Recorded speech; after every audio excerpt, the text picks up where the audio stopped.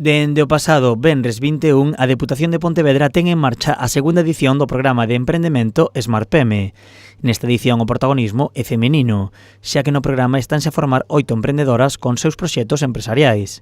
O obxectivo da Administración provincial é fomentar o emprendemento rural e favorecer a economía sostible.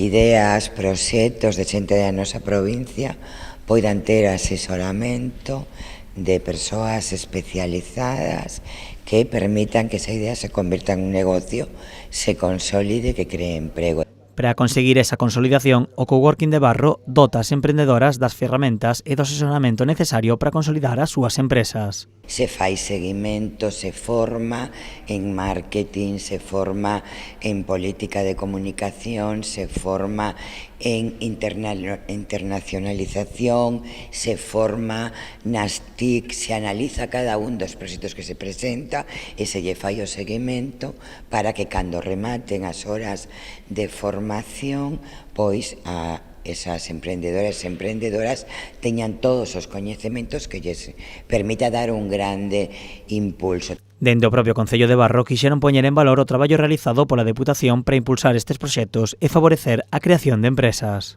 Porque é un espazo que se utiliza para que todos aqueles emprendedores e emprendedoras pois teñan un apoio fundamental para o inicio das súas actividades e eu creo que ademais dá moitísimo resultado, non? Eu creo que hai moitísima xente que pudo poñer en marcha o seu proxecto económico, o seu proxecto empresarial, gracias ao apoio que recibiu aquí, non? Precisamente este resultado, segundo a presidenta da Deputación de Pontevedra, é todo un éxito. A maioría das persoas que participaron nos anteriores coworking teñen non solamente consolidado o seu proxecto, senón que ademais teñen contratado a persoal e, polo tanto, os coworking da Deputación de Pontevedra funcionan.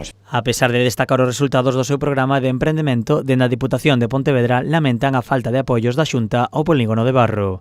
Carmela Silva pide a Alfonso Rueda que invista na zona industrial para crear unha oferta interesante para o asentamento de empresas.